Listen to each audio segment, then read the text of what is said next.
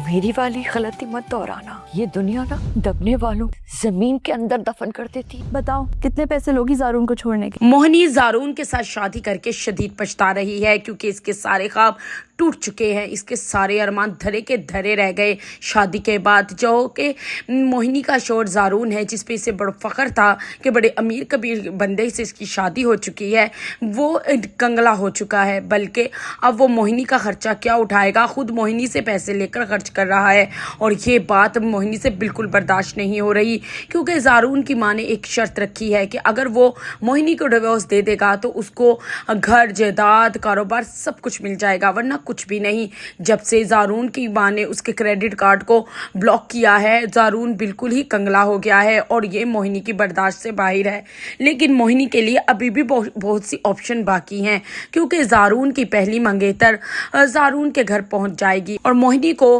तंज भी मारेगी कि जिस दौलत की लालच में तुमने ज़ारून को फंसाया था, अब तो ऐसा कुछ भी नहीं है, ज़ारून के पास तो एक टका भी नहीं है, अफसोस तो तुम्हें हो रहा होगा। और फिर मोहिनी के आगे शर्त रखेगी जिस पर मोहिनी कहेगी कि क्या मतलब, तो वो बताएगी कि जिसके पास सारा बाग हो उससे छोटी मोटी चीज़ों से कोई फ़र्क नहीं पड़ता, बस तुमसे मैं डील करने आई हूँ कि क्या लोगी तुम ज़ारून को छोड़ने के लिए, जितनी दौलत चाहिए मैं तुम्हें देती हूँ। मोहिनी रही सदा की लालचन, उसकी डील सुन के चौंक जाएगी क्योंकि वो पहले ही जान चुकी है कि ज़ारून को अगर ज़ारून उसे डिवोर्स देगा तो उसकी माँ उसे माफ़ करेगी, वरना तो ज़ारून कंगला है और कंगले के साथ तो उसका कोई गुजारा नहीं। और दूसरी तरफ मुस्कान के लिए अब आयान उसके आगे खड़ा हो चुका है क्योंकि मुस्कान की घर में ज़िंदगी उसकी ससुर ने तंग कर दी थी, लेकिन अब उसके आयान को एहसास हो चुका है कि मुस्कान के साथ ज़्यादती हो रही है और मुस्कान की सास भी उसे समझाएंगी कि मेरी तरह की गलती कभी मत करना, दबने वाले को ये दुनिया और दबाती है,